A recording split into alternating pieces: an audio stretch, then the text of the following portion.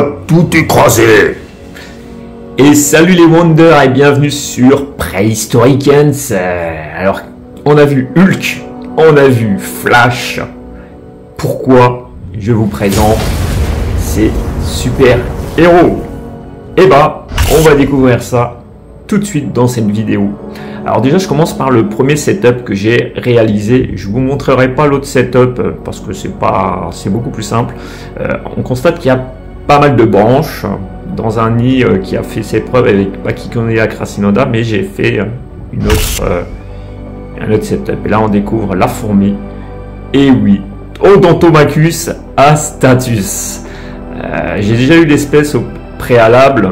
Je l'avais foiré lamentablement, je l'avais mis dans un autre setup. Et là, je me suis dit, je vais créer un setup particulier. Quelque chose que je pense qui fonctionnera. Enfin, je l'espère. Donc, du coup, je les ai eu depuis septembre. Et depuis quelques temps, j'ai des œufs. Alors, c'est sur plusieurs semaines. Hein. La vidéo, elle sera sur plusieurs semaines. Et là, on s'aperçoit qu'il y a du bois. Et des larves aussi. Mais ça, elles étaient venues avec. Donc là, on va découvrir la deuxième espèce, hein, et c'est Odontomachus chélifère. Donc je ne sais pas si je prononce bien, c'est chélifère ou chélifère. Et elle est arrivée avec deux larves et elle a pondu il n'y a pas si longtemps que ça. C'est une espèce qui est un peu plus grosse que Astatus et plus large. Elle est considérée comme étant l'une des plus larges Odontomachus.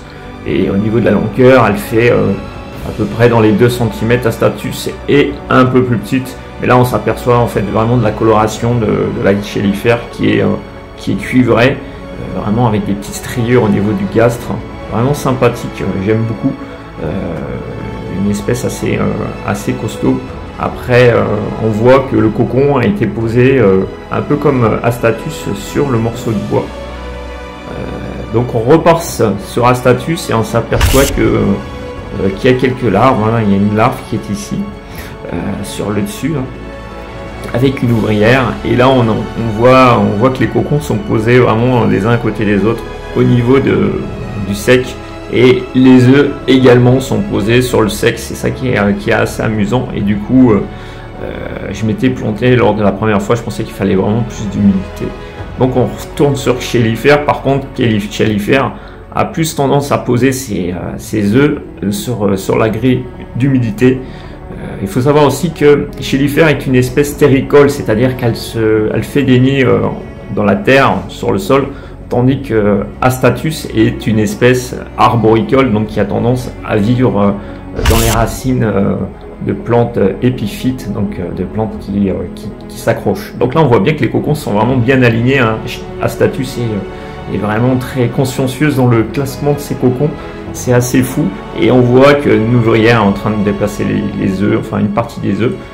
Là on arrive vraiment dans la partie actuelle où j'ai quand même plusieurs œufs, et c'est plutôt sympa à voir, de voir que l'évolution de cette micro fondation commence à bien se tenir, on va dire. C'est vraiment sympa. Moi j'aime beaucoup. Là on voit que les œufs sont posés sur le côté, ils ont été déplacés. Bon, il y a quelques acariens détritivores, je viens de les voir, et j'ai mis quelques colomboles pour lutter contre ce genre pas de fléau, parce qu'elles ne font pas grand chose pour l'instant, elles sont en minorité, mais bon, il faut quand même prévoir le coup.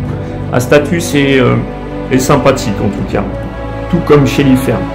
On va voir, on fera le suivi, et je vous dis à plus.